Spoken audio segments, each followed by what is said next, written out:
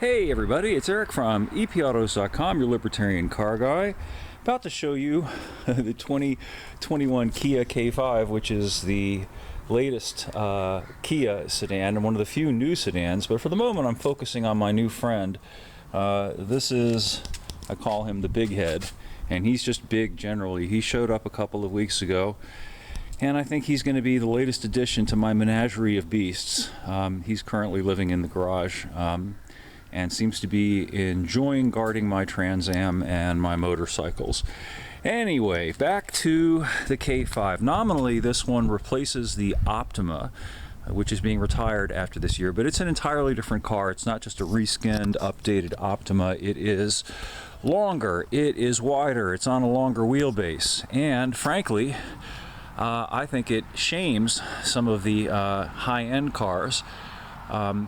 Chiefly because in a car like this, you can pretty much get everything and more that used to be expected and even given in cars that cost 50-something thousand bucks, without naming any names, that you can now get for around $30K all in a car like this. Among other things, Kia has bucked the trend of depowering the engines in its cars. You may have noticed, if you've been following, that, for example, Honda has ditched the V6, and now the strongest engine that you can get in the Accord is a 252 horsepower engine. Well, you can get a 290 horsepower engine. It's not a V6, it's a turbocharged 4, but nonetheless, you can get 290 turbocharged horsepowers in the GT version of the new K5. You can also get all-wheel drive, which is a fairly rare thing in the class. Toyota does offer it in the Camry, but again, it's fairly uncommon. So it's sort of have your crossover without having the crossover too, which brings up the whole problem with the sedan thing, and that is that sedans have become somewhat unpopular, and my theory on that is simply because sedans no longer have the versatility, they don't have the cargo carrying capacity that crossovers have. For example, this car has about a 16 cubic foot trunk, which is decent sized for a mid-size sedan. But if you went to look at the stats of something that's roughly the same overall footprint in a crossover, you'd find it probably has about 50 cubic feet of total cargo capacity.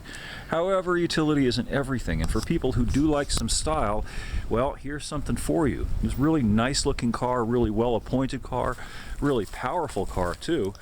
Also, it's a car that's free of what I like to style kabuki face. Kabuki samurai face, or angry catfish face.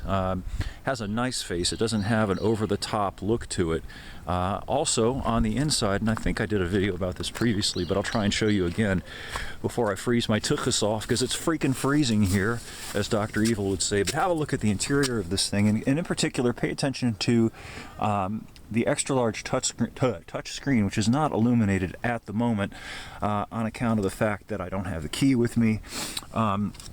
Things like that, like a 10.25-inch touchscreen optional in this car, would have been something that you had to pay six figures to get 10 years ago. Now you can get it for about $30K in this really attractive Kia. So the bottom line, if this sedan fails, then we'll know it's not a problem with any particular sedan, it's a problem with sedans as a class. And it'll be interesting to see what happens. Anyway, more up at epautos.com, the web's best libertarian gearhead site. And I'm going back inside, even if the big boy, you want to come inside? You coming in?